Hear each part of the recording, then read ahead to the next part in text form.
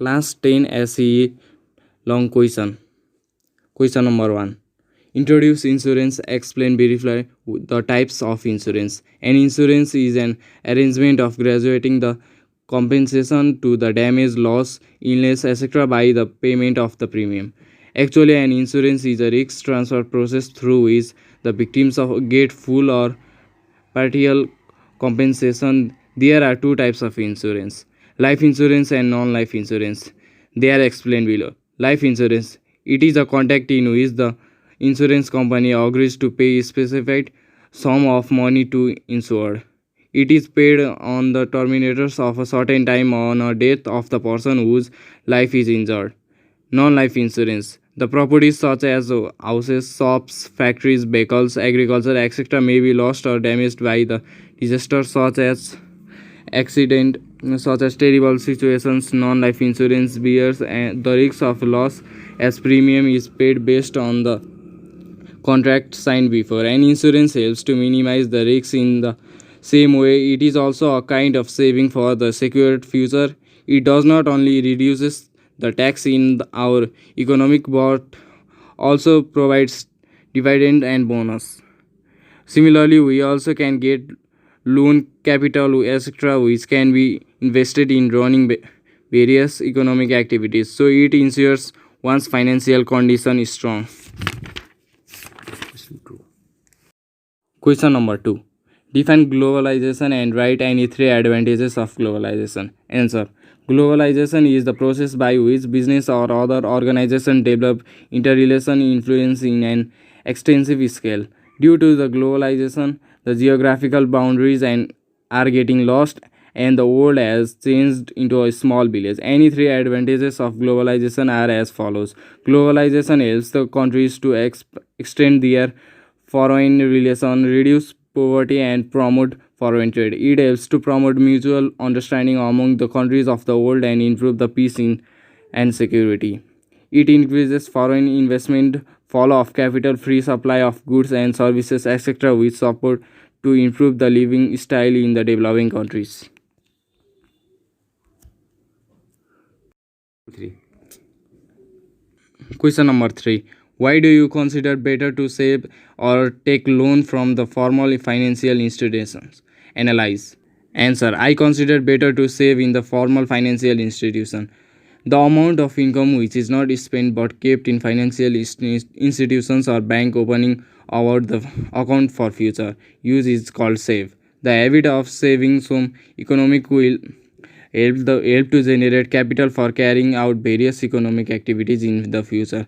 Small scale industries can be established, trade and business can be run, agricultural related activities such as vegetable farming, poultry farming, fishing, beekeeping, animal husbandry, etc. can be carried out. These many economic activities will help to create and provide employment opportunities to other jobless people. The local people's socio-economic condition can be changed positively, so saved money can be useful to open the door of the development in our society. We also can use such money for buying necessary goods, maintaining daily expenses, clearing debt, for the purpose of medical treatment. Similarly, saving is also used for different social activities like marriage, naming ceremony, and death ritual, education, etc. Question number 4. Clarify the importance of election code of conduct. What roles should election commission have to play to the implement election code of country effectively? Analyze in points. Question number 4. Clarify the importance of election code of conduct. What role should election commission have to play to implement election code of conduct effectively? Analyze in points. Election code of conduct is a set of different rules and guidelines made by the election commission during election for conducting election in free and fair environment.